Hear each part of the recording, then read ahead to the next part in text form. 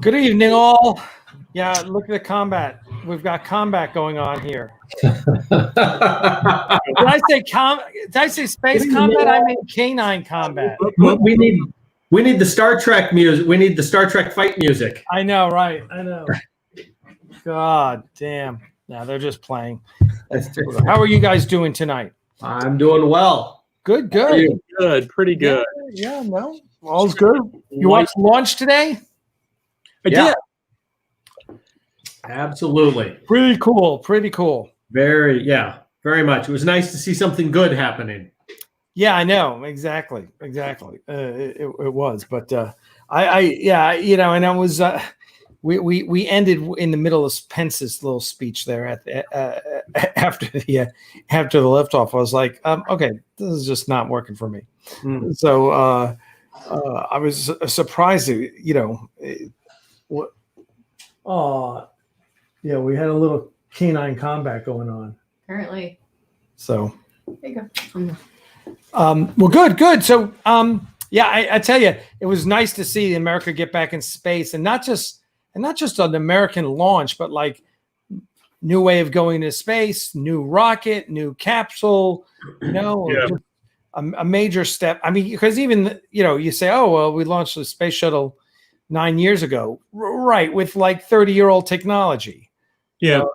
Right. So it was nice to see, look inside that capsule and look at everything and going, wow, damn, man. It was pretty impressive to see that booster land on the boat. Damn, that's insane. Yeah. That was surely insane. So yeah. But all good. We had Dave Alexander, NASA flight surgeon and Axonar fan, give us the play-by-play. So cool. Yeah, he's working on the mission, but he's based in Houston, and his job was contingency. So as long as nothing went wrong, he didn't have anything to do. Okay. And he said something like, once they dock with the station, he's done. Yeah, he gets to go home. Yeah, so he's primary on Artemis, the next, which he's saying that NASA's planning on landing in the moon in 4 years. I'm like, what? I heard that today as well, but I had missed the details. I wasn't listening when someone was saying something important. So yeah, they're talking. That's one of the reasons why they. It was sort of surprising that Boeing didn't get picked for one of the 3 lander designs, because the Boeing one is arguably the one that's easiest for them to do. It's just a matter of throwing enough money at it, whereas the other ones are sort of like trying to do something a little bit different, etc. Like, I mean, the SpaceX proposal is to use a special version of Starship to do it, which is like, that thing hasn't even flown yet. A special version of what? Of the Starship, of the SpaceX one, and it's a different version. It's not designed to do a reentry. It would be a space only version, and they'd have to do 2 launches because they have to refuel it. It can't get to the moon without being refueled in Earth orbit. Oh wow. Okay, that's interesting. Well, we're going to take a little different tack here. So first of all, to everyone out there, want to welcome you to episode number 1 of Starfleet Tactical, which is really going to be about all things space combat. It's not going to just be Star Trek. And I'll start off with I'll totally throw a curveball at you. But Dale Simpson and I were, and Dale is the XO in our chapter of Starfleet International, the Star Trek fan club, which we found out we're launching with like 72 people, our chapter, which is like their all-time record. And when he told us, he was like, yeah, 72. Like the paperwork is overwhelming them. Because they got like a send out a form to everyone, whatever. But anyway, that's all good. So Dale is former Special Forces, and so the last part of what so we're going to get a little nerdy, Star Trek nerdy here, which of course we never do. But one of the things as we're going through it is the different parts of Starfleet you can be a part of, right? And you can, and one of them is like on any ship, there might be a contingent of Starfleet Marines or MACOs. And I don't, and I said, what? Wait a second. Because according to the canon, the MACOs were an Earth. Yeah. And Starfleet, quote unquote, was an Earth force. That's what MACOs were. They had MACOs. Once the Federation was formed and there was a new multi-planetary Starfleet, MACOs were retired and there was something else, of which we have never had a canon explanation of what there was. I mean, you've never really seen anything like that. They've never really talked about it. Actually, Star Trek VI, Operation Retrieve. They did a briefing to the president, but we didn't see the guys in the camo suits. Colonel West, right? Yeah. Now we have a military designation in a traditionally naval-based chain of command. So that makes you think that okay, well he's a colonel, so he must be in some form of Marines or something like that, right? Mm-hmm. So we have to logically assume there is something. I said to Steve Parmley, the head of Starfleet, I said, MACO's like that doesn't make any sense. And he said, yeah, I know, it's legacy, whatever. So I said, okay. So Dale and I were talking about this yesterday, and so the conversation was, okay, so maybe when there's no war going on, there's a minimal number of Marines and they're mostly training and maybe they're available for special missions, whatever. In war, you have to have some sort of force. And also I'm like, well, also, it's now you're talking Starfleet has become a military organization, like it or not. In the 4 years war, Starfleet became a military organization. Yeah. So I said, so what is that formation? So is it Marines? Is that what we're talking about? And are those Marines stationed on every ship, like it used to be? I guess back in the British Empire in the day of sail. Maybe I'm wrong, but they used to have Marines on all the capital ships. And is that the way it is? And then, what are your special forces? And you got to have a lot of different special forces because there's a lot of different missions when you're talking an interplanetary war, not just it's not terrestrial based. So that's where I want to start the conversation and get your thoughts on what you think.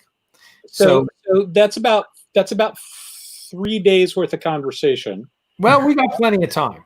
But the first thing I would ask is, why do we have all the different types of special forces? And the answer is because John F. Kennedy said to all of the services, you will have special forces. You will be special.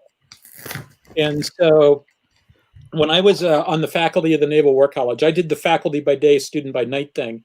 And one of my colleagues in the wargaming department there was a Navy SEAL. He was a reservist Navy SEAL on active duty. And Bill sort of, he made a name for himself writing, all of his papers were about the SEALs. And he ended up writing his master's project paper on getting rid of the Navy SEALs. Wow. And when he told me this, I said, Bill, in case you haven't noticed, you're a Navy SEAL. And his response was, he said, yeah, but in a lot of ways, most SEALs would be happier in the Army. And I said, that is an interesting statement that I do not understand. Would you please explain that to me? And the answer was basically, he said, look at what happens. If you want to be a SEAL, how do you go about being a SEAL? You join the Navy. So you have to, there's this article of faith that you can now make it. So you join the Navy, you have to hang around in the Navy for a period of time. Then you apply to be a SEAL. You might not get picked. If you get picked, you might flunk out. You might fail. At which point, now you're in the Navy. And if you're not going to be a SEAL, you probably don't want to be in the Navy. You probably want to be in the Army, right? And so his argument is basically the SEAL, all the different special forces have more in common with each other than they do with the service that they come from. If you had to link them up to a service, it's probably the Marines or the Army that you'd want to link them up to. because that's sort of the place where it makes the most amount of sense for them to fit. And, with those things in mind, it's like, one of the interesting things about Space Force is that if you wanted to create a sixth service, you could make the argument that Special Operations Command is ahead of Space Force in terms of what should be the sixth service, because they already have acquisition authority. That's a big deal, right? If the Navy SEALs need something, they don't go through the Navy to get it. They have their own acquisition authority. They're, in a lot of ways, SOCOM functions like it's a sixth force anyway. Explain what SOCOM means. Special Operations Command. Yes. Right. Okay. And SOCOM sits above all. Is it just Tier 1 or all special forces? Well, they're as I understand it, I mean, everything with SOCOM has an asterisk next to it. So it's one of those places where you could have a general understanding that's not correct when it comes to them. And I'm not an expert on SOCOM by any stretch of the imagination, but they are the force provider for everybody else. And as a result of that, of having that being the force provider to everybody else, they actually have, as I understand it, more control, more operational control than is normal for forces that are provided to a combatant commander, because they're special. Everything about them is special. And in part because there's just, there's some classification issues associated with it and other things like that. Now, I should emphasize at this point that I do not speak for the Department of Defense or any past, present, or future employer, blah, blah, blah, blah, blah. And this is special operations is not my Jeopardy category by any stretch of the imagination. But that's my understanding of it. Yeah. I've only worked for a SEAL, but I don't have a lot of in-depth knowledge, but I did have a SEAL as a boss once. Right. SEALs are crazy as a general rule, but it's oftentimes a good kind of crazy. Yeah, I like it. I do too, but when I say they're crazy, it's because they're literally people who have a different definition of what's possible and what's not possible. You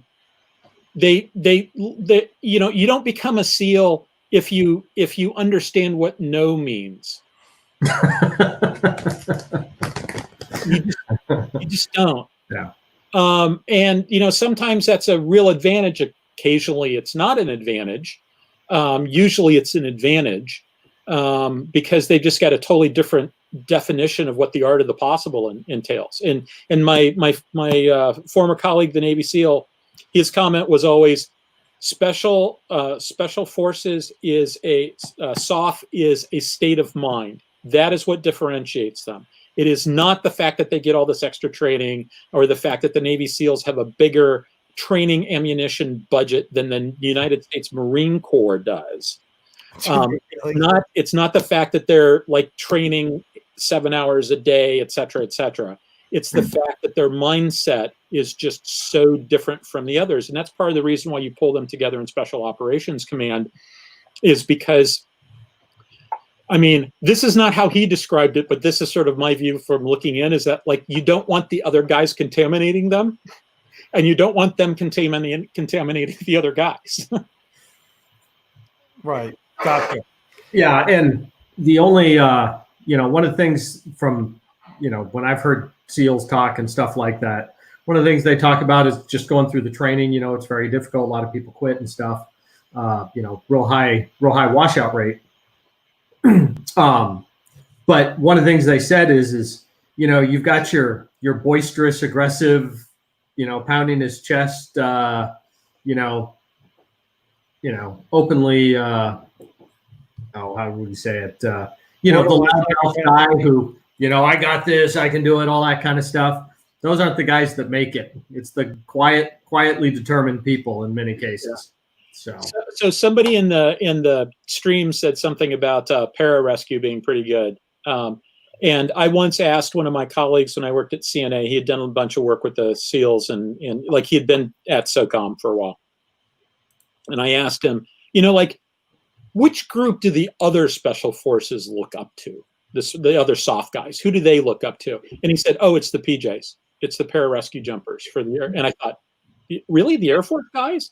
And it's like, yeah, their training pipeline was twice as long as anybody else's training pipeline. And if you think about what their mission is, the mission is to drop one or two of them behind enemy lines, where they find the downed pilot, give them, pick the guy up, and while conducting a running battle, egress from the area while also providing the guy first aid.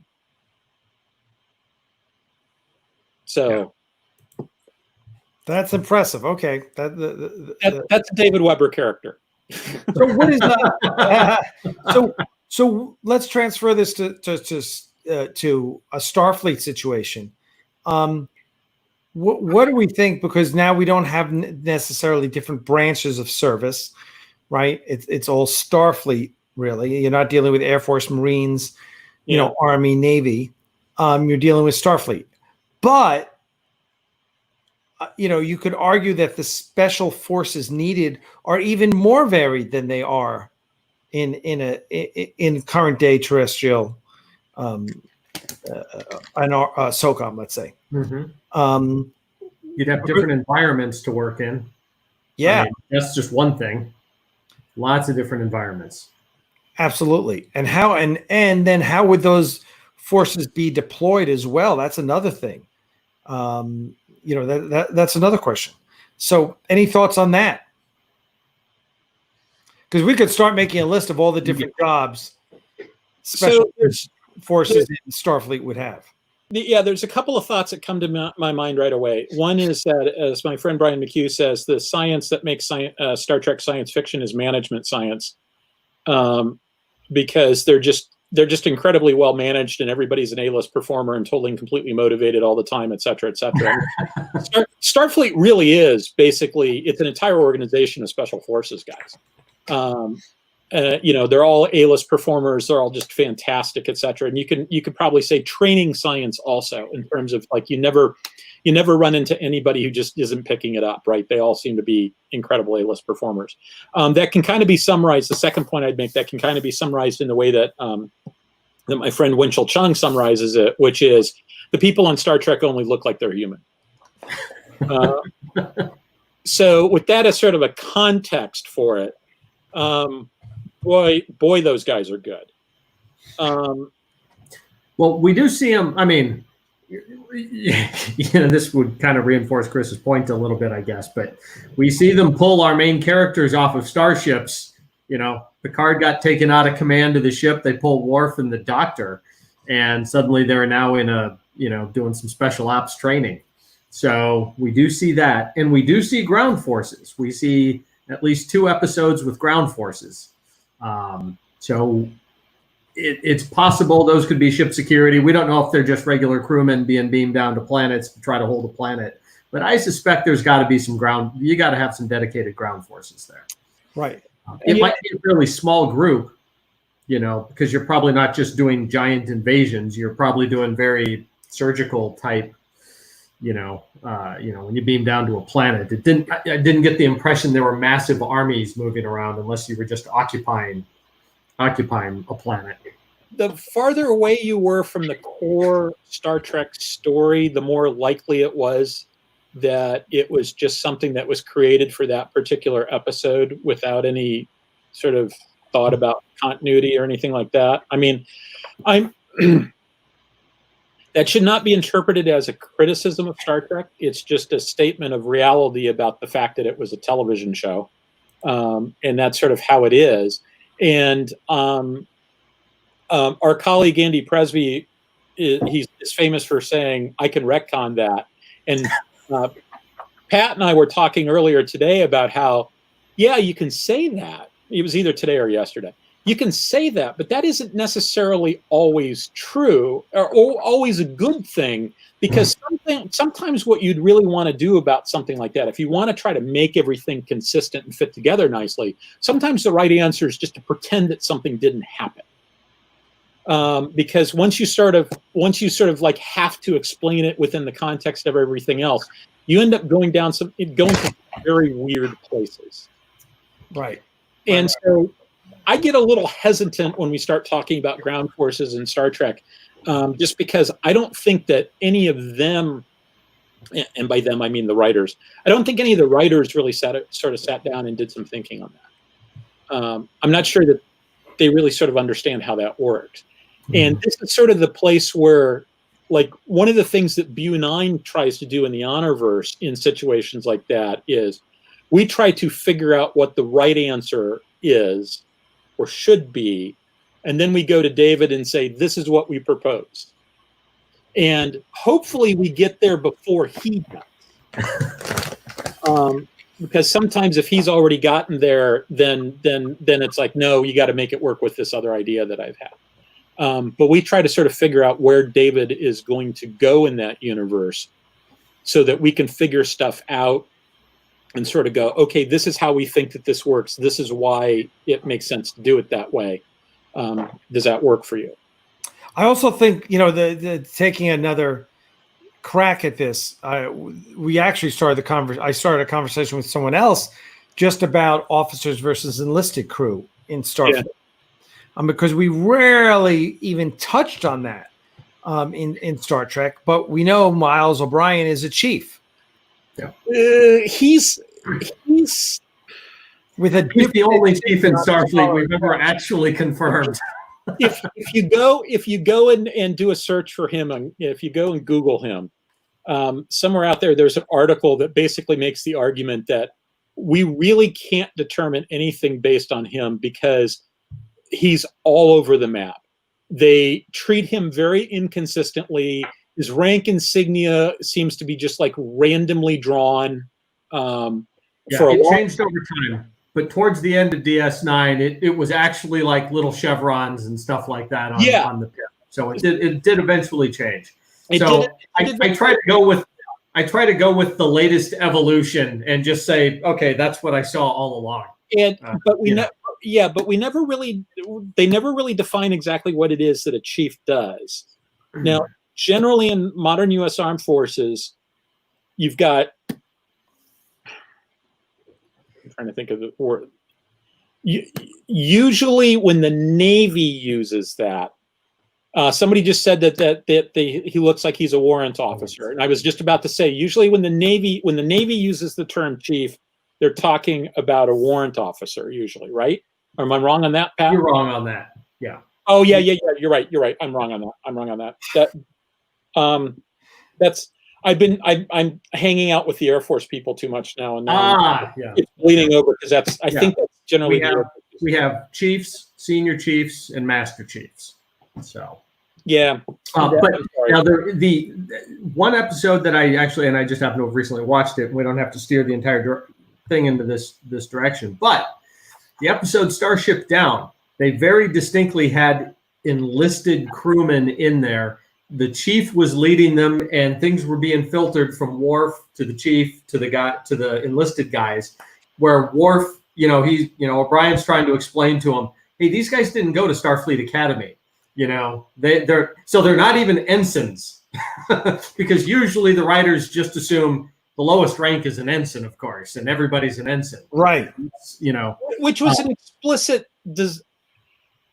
Sometimes it's tough to tell when Roddenberry would give an answer to something as to whether he was just making shit up on the spot or whether it was something he had actually thought through. Right. He was explicitly asked, why don't we ever see any enlisted? And his response was, they're all astronauts, so they're all officers. And which then becomes problematic when you start dealing with O'Brien. And I thought there was actually, I got sort of mixed up there because wasn't there some other term that they always used to use for O'Brien other than just chief? No, pretty much they've always called him chief. And someone just says there's evidence of enlisted crew, and I tend to agree with that. I think that many of the writers just didn't get it. And so we just don't see it in many of the episodes. Yeah. I assume it's there because if you think about how big Starfleet Academy has to be, if 400 to 500 people per ship. That was just about to be my next comment. Yeah, times 8,000 ships or whatever it was. I know there was some fan-made publication that assumed around 8,000 ships. So we'll go with that. Starfleet Academy has to be enormous. The Naval Academy is about, I believe, about 4,400 midshipmen. That means the Naval Academy is graduating about 1,100 people per year. And that's to support, and that's to support what? 250 ships in the Navy, Chris? I don't know what the current number is, but I think it's under 300. Yeah, it is under. Is it really? Whatever happened Yeah. to the 600 ship Navy? Oh, that was the 80s. We never even got there, I don't believe. We didn't quite make it. Yeah, I mean, made a good strong effort, but so the point is, if you multiply out how big Starfleet Academy, they have to have a lot of ROTC campuses all around the Federation, because that academy, the ground, I mean, it would require like the better part of San Francisco. Yeah, I agree. I agree. It's I'm sure that there is a, there's Starfleet Academy, and then there are ancillary academies, satellite academies as well. There has to be, just to your point, or else you're distributing, because there has to be hundreds of ships in Starfleet at certainly the time we're talking about during the 4 Years' War. Yeah, 4 Years' War, I assume maybe Starfleet's only in the several hundred ships kind of range or something like that. This is a good point. Alistair makes a good point here. In regard to the movies, there's a uniform distinction between officers and enlisted personnel. There are. Yep, there are. And later on in Next Generation, once they kind of got the uniforms figured out, you could tell the difference between officer uniforms and enlisted uniforms a little bit.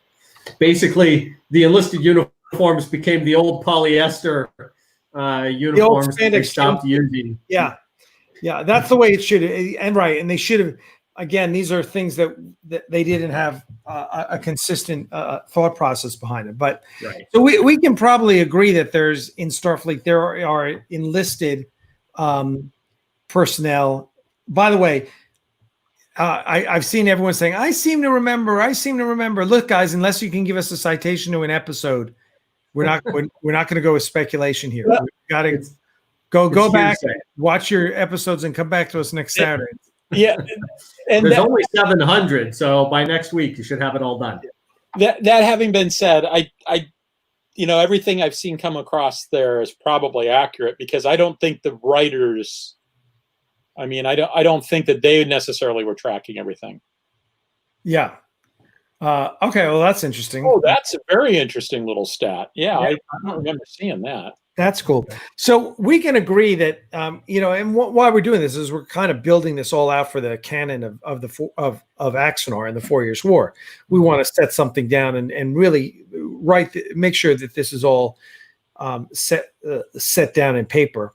So we can agree that there's enlisted personnel. We probably need to be coming up with ranks for these enlisted personnel. I don't know what.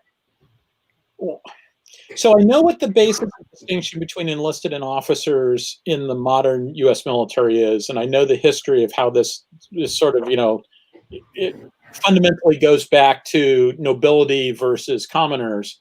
And at some point that sort of morphed into sort of an education level thing, with the idea that with education came greater responsibility. I don't know how that fits into Star Trek. And, when I look at like Miles O'Brien, is it, I suspect in Star Trek, it's really, they talk about enlisted, but I suspect it's more along the lines of technical specialists.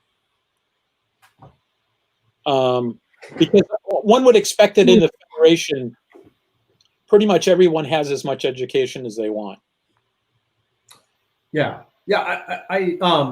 Well, they addressed it in the episode "The Drumhead," where there was the enlisted guy, the crewman. They referred to him as crewman. He became a medic, and he had chosen not to go to Starfleet Academy because he was so anxious to get into space. So it was clearly a faster route to Starfleet. But that was from the Drumhead. I can't remember the character's name. Yeah, I remember. He was half Romulan, and he lied on his entrance exam. Yep. Or form. So yeah, I think they've definitely got it, and I think you're right. It's probably comes down to a little bit less, some less training, or just far more specialized training. Yeah. But even officers in Starfleet clearly seem to have have specialty tracks too, whereas in the United States Navy, officers are generally expected to be very much generalists for the most part. So Jim Westbrook just had something about O'Brien referred to himself as chief specialist. That's where I was going earlier with that chief thing, is that sounded an awful lot more like a warrant officer thing. It didn't sound like something the U.S. Navy has. Yeah, I'm sure there's been some evolution to it, in 300 years. It wouldn't be exactly like we have it here in the United States. So tell me what are the enlisted ranks in the 4 different services here in the United States? So in the Navy, you'd have seaman recruit, seaman apprentice, seaman, petty officer 3rd class, petty officer 2nd class, petty officer 1st class, chief, senior chief, master chief. So 9 ranks. Yep. And then within each of those are sort of your ranks, okay? But then the Navy has a thing called a rate for the enlisted people, and that rate is their job specialty. Gotcha. Like you can have an armorer, a sonar tech, you name the kind of job that you need. It can be, a cook. It can be an admin, a yeoman, basically an admin specialist, personnel specialist, you name it. Yeah. So, and there is a long list of those. Right. So one's your authority and one's your specialty. So the way you would write out, like if I were to abbreviate someone's rank in the Navy, and it tends to be different from all the other services. All the other services tend to get confused by the Navy. But like, it would be PO3, Petty Officer 3rd class. But we end up kind of working their rate into their rank. It's kind of this, we just kind of mix them together. So it would be like a Petty Officer 1st class who's a yeoman would be, it's abbreviated YN. And so we would abbreviate them YN1. And I would very often call the person, hey, YN1, I need this, or YN1 Smith, I need this, please. And, so our rank structure is a little different. It's, Wikipedia would probably show you a pretty accurate, just list right there. But it is different from the Army and the Air Force. And every now and then the Navy brass will try to change like how people are addressed or something like that. Pat's laughing because there was a firestorm, about 6 or 7 years ago? No, 3 years ago. I was at my little command in Germany when that all started up. Yeah. And so they tried to change things, and there was torches and pitchforks and shit like that. Yeah. It was a quiet little mutiny. Yeah. And I forget what ended up happening. I believe they just made the idea because at some point the idea just disappeared. But I was never involved in any of that decision making, so nor did I go looking too deep for it. And I wasn't buried in a Navy organization at the time, so I didn't have to pay attention to the stuff like that. So, but I know my chiefs and my enlisted folks were not particularly appreciative of it for the most part. So. But yeah. So you want to figure out a little bit of, would they have had what kind of ground forces and special forces might they have had around 2245? So yeah, right. And I guess and the reason we started on enlisted and officers is because I think that's we're really looking at military organization as a whole. Mm-hmm. Okay, so let's make sure we understand this before we start saying about what our special forces are. Mm-hmm. What is everything else? So and I'm just going to pull this up here because I found it. But here you go. Yep, there you are. So this is a nice handy chart. Yep. There'll be a test by the end of this. Okay, now put your hand over it in. Yeah. So so there you are. So To make basically, that even more fun, If you look at the top of that chart, it has E1, E2, E3, E4. Yep. Yeah. And then it goes into officers 01, 2, 3, 4, and 5, and 6, 7, 8, 9, 10. The point there is that regardless of what we call you, that represents essentially your base pay. right. So, as we Right. go. So there's some consistency there. Yep. And even if you've got the same rank as another service, it's not abbreviated the same way. Mm-hmm. So Right. like, an Army lieutenant colonel is abbreviated differently than an Air Force lieutenant colonel is abbreviated differently from a Marine lieutenant colonel. And so it's one of those things that'll just trip you up. So this is why I have all that stuff written down, and I always double check it, just because, you want to get that stuff right. So I have a thought, anyways, just an initial thought as far as like ground forces and stuff, is I don't believe in the Romulan War, is there any canon or beta canon anywhere that indicates that there was any kind of ground combat during that war? Not during the Romulan War. We've never heard of that. Because I I don't remember anything from the two novels. Mm-hmm. Because I was just thinking that I would assume that would influence to some degree, if they needed it in the last war, would influence how much of an organization, how seriously they took that as a possibility. I got to assume your average Andorians would be part of some ground forces, if there was one. So it could be that there are certain certain planets or members that more likely to contribute to that sort of thing. Also, yeah, and I also think that when ground forces would be like the ships, because in the 4 Years' War, we still posit that the ships are segregated. That the races are, Andorians on their ships and Vulcans on their. It's all Starfleet, and it all may, but the name, the fully integrating would take some time. Yeah, exactly. Because even in TOS, it's still, Spock was the first Vulcan in Starfleet Academy. Mm-hmm. But I'm also thinking that in the special forces, that wouldn't be the case. You're like, you know what? I want an Andorian because those antennae pick up wavelengths that, the human ears don't pick up, let's say. Yeah. So even though we're all going to be using special equipment and everything, there's, and maybe there's, you want Vulcans because, I would think you would want a team that has some combination of talents on it. Mm-hmm.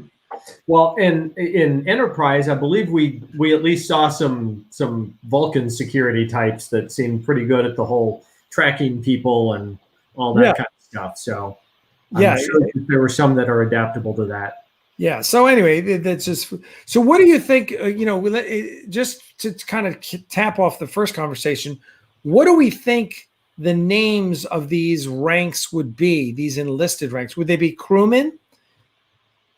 We hear people being referred to as crewmen in TOS and Next Generation throughout the time. So I think that's probably a starting place. That might be like a generic, like petty, like saying petty officer or something.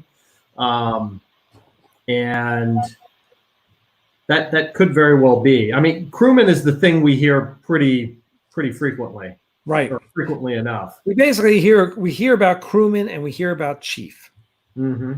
Chiefs. So I think we know that there's at least two ranks, and it would also not be unreasonable that these ranks were segmented as they are, in a terrestrial forces. But it's also possible that 9 is just too much. It's like, well, maybe there's only 6.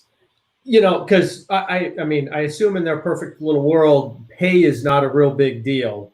So, right. And some of those are obviously they're steps of authority and stuff like that, and extra responsibility. But how many pay grades you actually need, you might consider the fact that an organization as big as, let's say, if we had Starfleet at 8,000 ships, that organization might actually need more. Because you're talking lots of different tiers of, and I'm just spitballing, I'm just making this up as I go right now, but, we have 350,000 people. You tend to make a pyramid organization, and this is where your ratings come in too, I think. Yeah. I mean, we know right off the bat that Starfleet breaks it down into command, science, and engineering. Right. Well, and the other thing operations. We should call red operations. The other thing we also know, though, in modern U.S. Navy, that seems to be a big difference, at least by all the evidence we've seen on screen. Modern U.S. Navy is an up or out organization. I either promote or I get the hell out and make room for the next guy, which makes a lot of sense from a continuity of people. You bring in a certain number of people every year, you have a certain number of people leaving every year, and people move through their career path in their lifetime and stuff, and it works. Because if you were to allow somebody to hold command of an Arleigh Burke destroyer for 10 or 15 years, you've just held up the job and career progression for all the people behind him. And Starfleet seems to do that. Maybe they only make certain special exceptions, but Starfleet seems to do that a lot in the show. Now, I think this is a reasonable attempt at creating some enlisted ranks there. Yeah. So that's definitely yeah. So Scott, do me a favor, email that to me, and we'll bat it around internally. But I kind of like that list. That list is kind of interesting. So it's a touche for that. Just remember, third class is a lower rank, then second class is a higher rank, then first class is the next higher rank. I think I saw the numbers transposed there, but no big deal. But it looked good. Yeah. Yep. Let's. Okay. I hope the term for a Space Force personnel would be a space enforcer. That sounds kind of Judge Dredd to me. Okay, so we kind of tackled enlisted and officers. So let's get back to the idea of ground forces. Are we comfortable with the idea of Marines as your ground forces, or is there is there an entirely separate entity from Starfleet under which ground forces would be? It's always interesting. You don't see it nearly as much when you start talking about the Earth side of things, but you definitely see it in the Vulcans, right? There's these indications that there's basically a parallel Vulcan military organization. Oh, gotcha. Yeah. And so that implies the existence of that implies that Federation member worlds might have forces that are basically local, like U.S. states have forces that are local. We call them the National Guard, like the Iowa National Guard or the Ohio National Guard or whatever. And it sort of implies that maybe there's something like that also. And so I could easily see a situation where the Marine is a term that refers to Starfleet, Starfleet personnel, but maybe somebody somewhere has an army or something else. Well, I mean, we know that they've got security on board the ship. The traditional name from Earth would be Marine for that, right? Well, or Master at Arms. Yeah, or Master at Arms. Yes, exactly. But that is that can be a very specific training path based on what specialty in the show, what we see in the show. So, what you call them, could shift a little bit, but they refer to it as security there.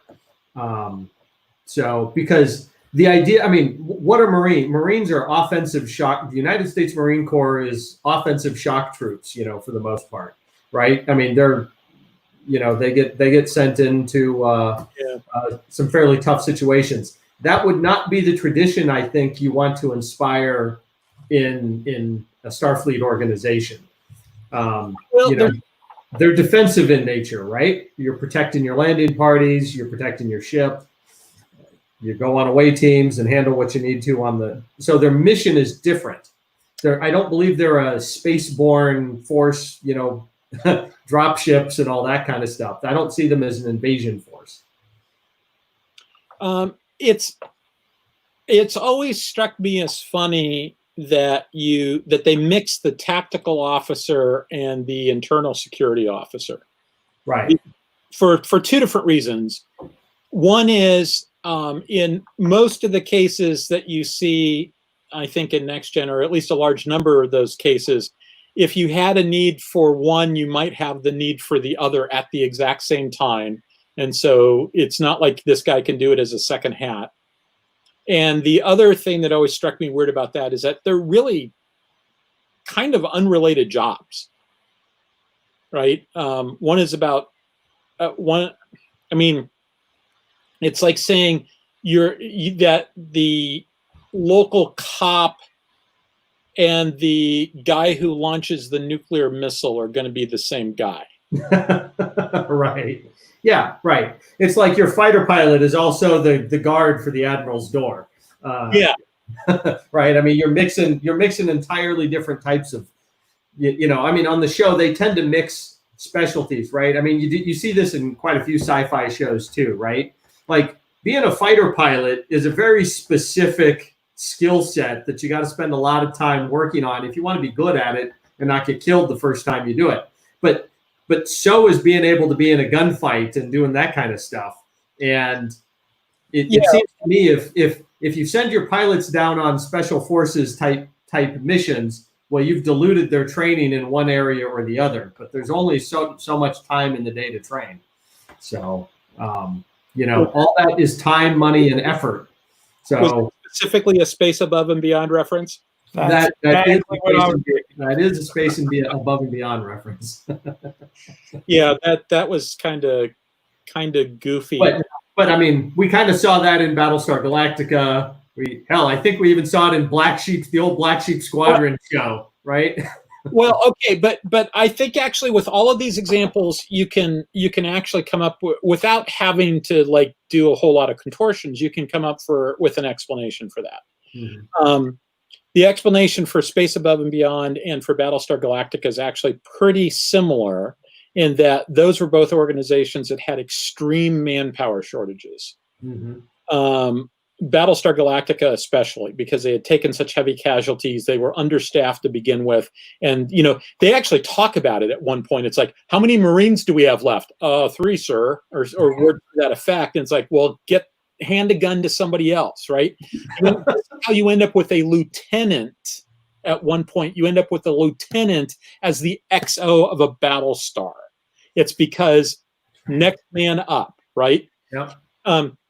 Same thing in Space Above and Beyond. They weren't really equipped to fight a war, and there was something about the jump drive that made that a lot of people had a very negative physiological reaction to it. And we were clearly back on our heels at that point. And they even talk about it a little bit. It's like, it's absolutely insane that we're sending you down as ground forces, but we're going to do it anyway because we literally don't have anybody else. Now, and they were Marines who are at least initially trained as infantrymen. Yes, and that's the other thing is every Marine is a rifleman, and that's when you get to Black Sheep Squadron, I think. And that makes a little more sense. Yeah, I want to come back to Space Above and Beyond in just a second, but with Black Sheep Squadron, you've really got a situation there where they're providing security for their own base. Mm-hmm. Right. And so, everybody grabs a gun when they need to. And, that you would expect there to be more guys around to do that sort of stuff. But part of it is, it's you end up providing your own security at some level.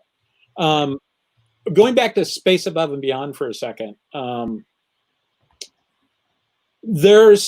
that's really an example, I think, and I'll admit I've got it, but it's been a while since I've watched it. It's on the list of things to go and rewatch.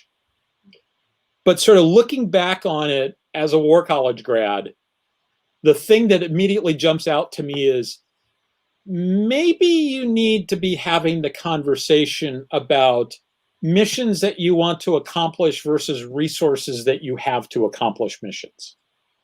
Because there comes a point where it's just like, we don't have the capability to do that. And if we try to half-ass it, all we're going to do is get people killed, and we're still going to fail in the mission. And thinking back on that show, I get the impression that they were like, that there was some real sort of strategic problems there, that they weren't thinking it through. Right? They needed to just say, you know what, we just can't do that. As opposed to saying, let's make our air wing combat ineffective. Let's make our squadron combat ineffective and open the carrier to possible attack by sending this handful of people down to the planet. Yeah. So there's an ends means thing there that you have to kind of have that discussion. Yeah. So in Starfleet, we do see on multiple occasions them just yanking people off. There was Worf and Dax doing the real critical mission. There was the episode Lower Decks where they grabbed the young new ensign, who of course, I'll volunteer and do it, and she actually dies, because you can't kill a main character for volunteering. When they volunteer, it's all got to work out well. And she dies. She does what she's told, and wow. And so some of those clever little plans don't work. And also in the time of TOS or TNG, they're not at war, so we're dealing with a different situation. Yep. In the 4 Years' War, we're dealing with a situation where we've got to assume that, that's part of the war thinking. In the beginning of the war, what do we got to do? Well, we got to make sure that our ships are. What about boarding actions? What about, who's going to do that, right? Yeah. It's not security. So your red shirts are security. That's like you said, one of you said before, I think it's Chris. It's like, that's your police officers, right? Mm-hmm. Yeah. Those are your cops. Those are the guys who are keeping, the place safe. They're not going to go breach the hull of another ship and board it and clear compartments. Let me ask you this: in the time of your, do you envision Klingons being big on boarding ships at this point? Because it wouldn't take the Feds long to figure out that, oh yeah, we need a few more red shirts on board, or whatever color the shirts are at the time. It wouldn't take them long to get some reports back, like, yeah, I don't know if the Klingons beam aboard or they have, boarding shuttles that they tend to slam into the hull, breaching pods, I guess. If they have some equivalent of that in the old times. Well, listen, I think you have to then talk about what are the origins of the war and how long did it take to get into this war? Right. How long was it a Cold War? Or how long was it warm? And you were just like, you know what? We better get ready because this is not going to end well for us. Right. I think there are different things.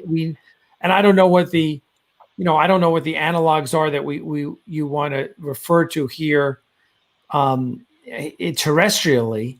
Well, but I think I think Starfleet was probably in a situation. I think one of the ways I look at it is I kind of look at it as Starfleet in the situation of the United States just before World War II, and that this is Chris. This is probably your expertise, but we went from the Arizona and the Texas and those battleships to some pretty. How fast did we get the? Was it the Iowa class? What is the class? Iowa came into. Well, all those ships were authorized before the war. So we had the North Carolinas when the war started. South Dakotas came in after that. In fact, there's one of the battles in Sutherland's is the battle between Washington and South Dakota versus Hiroshima. I always describe that as Washington versus Hiroshima versus South Dakota, because Hiroshima fired on South Dakota and Washington fired on Hiroshima, but at no point did Hiroshima fire on Washington. And South Dakota gets hit early on, and ends up. I think it was a hit that tripped all over breaker. It lost all power. Yeah, because they had set up the breaker system wrong. They had made a mistake, and as a result, they tripped all their breakers and they lost all power for a while. And on the one hand, you sort of look at it and go like, these guys are buffoons, right? Well, not so fast. The thing that most people don't know about that battle is that was literally South Dakota's shakedown cruise. Wow. So for her shakedown cruise, they sent her to a battle. And which battle was this? One of the Guadalcanal battles, or Solomon battles. You do a search for Hiroshima and Washington. It's November of 42, if I remember correctly. One of those battles. And so, it's like once I heard that, I was willing to give South Dakota a pass, because normally you spend, a couple of months working up, and they didn't get a chance to do that. They were like a new crew just assigned to the ship, and they got sent in to do this job, and they got thrown right into the meat grinder. And what was the result of that battle? The result was, so Washington hit on her first salvo, which is next to impossible. That never happens. And Washington was a modern fast battleship, and Kirishima was an old World War I era battle cruiser that had been upgraded to a battleship by welding a bunch of armor on. And so it was really the last generation technology. And Washington sunk Kirishima. And when I was in graduate school back in the late 1980s, and I think I've still got the notes somewhere, there was a guy who was a gunner on Washington who came to the University of Maryland, where I was at grad school, and did a talk on this. Oh, wow. About how they did their gun boss had said, yeah, we're not going to use the book. I've got a better system. They're not going to use the what? The book. So their system was totally different than what Navy doctrine said to do.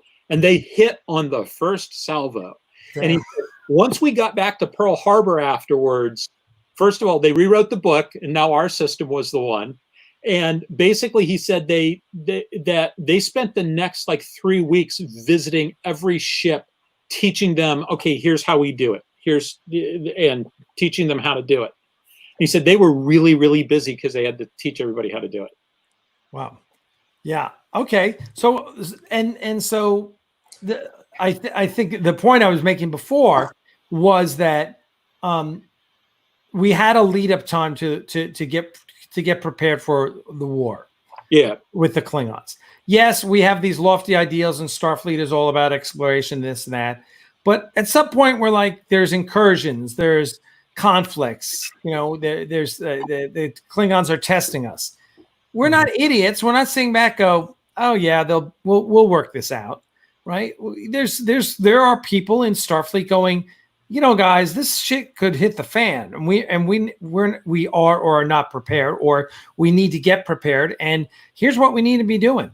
And so, just like as you said, maybe the Iowa class, the North Carolina was on the drawing boards in World War II. That was, and that's kind of how I see the classes of ships that we're seeing that we've put out there. I see those as the first war generation ships. Mm-hmm. In the 4 years, like these ships were introduced in the beginning of the 4 Years' War, whereas like the Markland class was an old, right? Yeah, that was an old ship, right? And that quickly worked its way out of the rotation.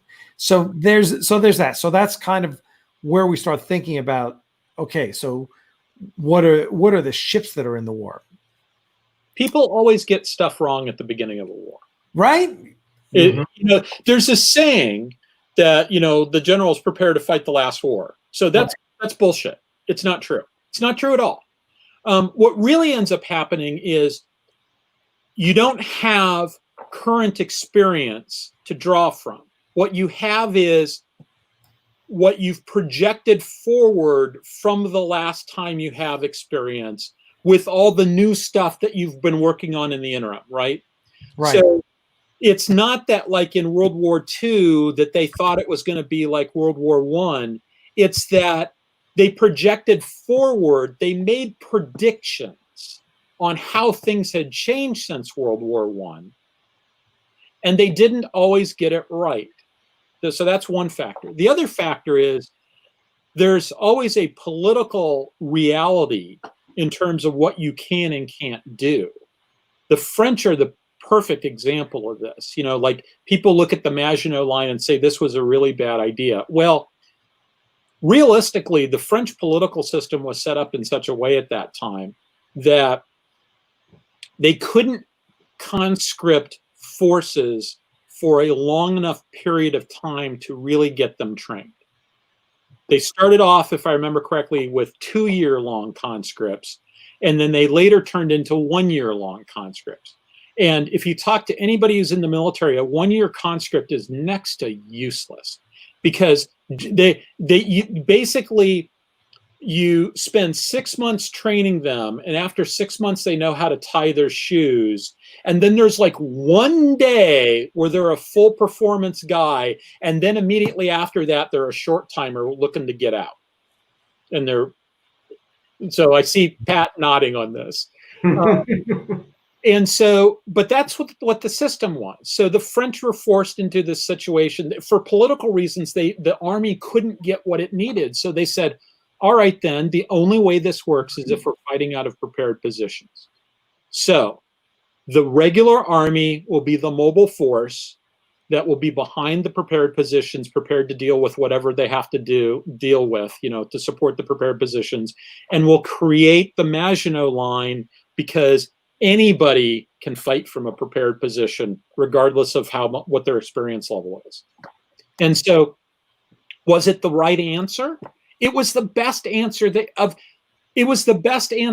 the list of reasonable possible answers. Yeah, and the French army was actually larger than the German army, I believe, before the Germans came across. One of the differences was the French tanks, they were infantry support. So they didn't have armored divisions and infantry divisions. They had, you know, groups of infantry with a tank or two in support. And so you got you couldn't take advantage of the tank's mobility and firepower and all that kind of stuff. So I'm sure it was great if they got into an infantry fight, but meanwhile the tanks were, you know, running behind your lines and creating havoc and stuff like that. So, well, listen, we are at the end of our time for tonight. Oh, this is going to be an ongoing conversation, but I think we laid some good groundwork because for stuff that we can start this week. I'll put some ideas down on paper, some of the thoughts that some of our fans have made, and we'll start coming up with something that eventually I'd love to come up with a simple document that we can incorporate into the Axonar technical manual. Yeah, I mean, I think some of it will go from what they perceived the threat was going to be going forward. You know, like Chris said, you know, how much lead up time are you envisioning that sets up the war? Because I've still only seen the 20-minute documentary myself, so I don't know how much Cold War period there was or how often but yeah, their perception of the threat would dictate how many resources they throw at it.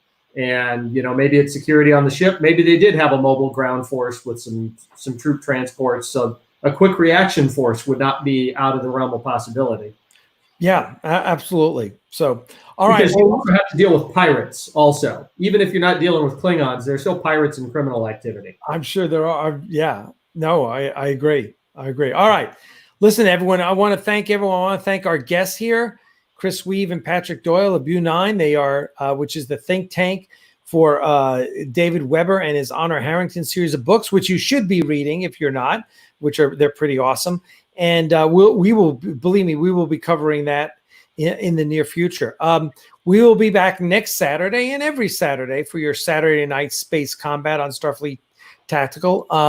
Any questions you have, I urge you to friend Patrick or friend Chris on Facebook, and then you can bother them during the week if you need to, or ask them questions that we then discuss here on Saturday nights. But this is the regular Saturday night show from now on. Want to thank you all. Thanks, Chris. Thanks, Patrick. You guys have a good week. Before you sign off, there's one last thing I just thought of. Yes. So on Thursday, from this coming Thursday, June 4th, from 7 to 10 p.m. ish, the United States Naval Academy Museum is going to host something called NavyCon. Oh, yes. And it's going to be basically a bunch of short talks by various people talking. Now, if you go and you do a search for NavyCon, you can see the one they did in 2017. It's up on YouTube. My favorite presentation of that was the one that a Navy captain did on the Death Star as an acquisition program. And here's the hero of our story, Orson Krennic, who delivered on time and under budget. And so it's going to be a lot of fun, and it's got some like serious naval analyst stuff doing it. It's going to be pretty good. The registration information is going to go up tomorrow on the NavyCon USNA Facebook page. So I ran into some.